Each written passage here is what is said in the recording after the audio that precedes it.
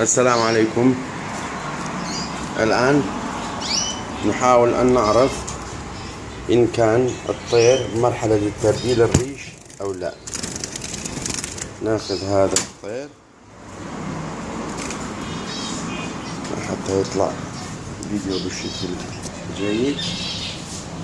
الآن نرى هنا الريش قلل بس لا يوجد صلع، كما نلاحظ يوجد هنا الريش تنمو.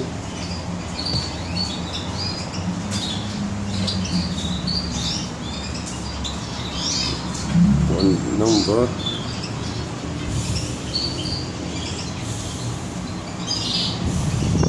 كما ترون الريش تنمو من جديد. هنا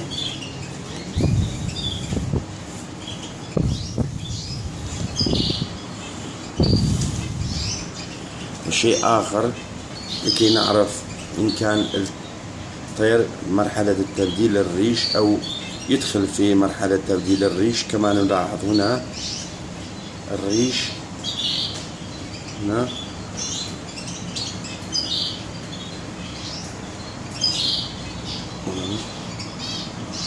يوجد الدم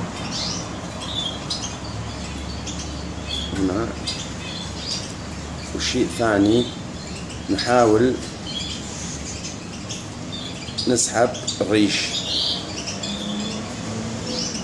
إذا قدرنا نسحب الريش بشكل سهل جدا، هذا يعني هذا الطير مرحلة تبديل الريش.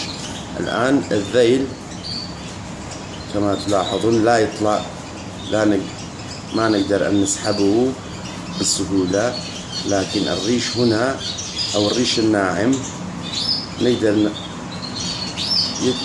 نسحبه بسهولة. هذا يعني هذا الطير مرحلة التبديل الريش.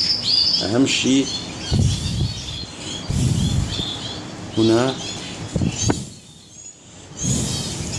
نلاحظ يوجد الريش تنمو من الجديد. وشكرا.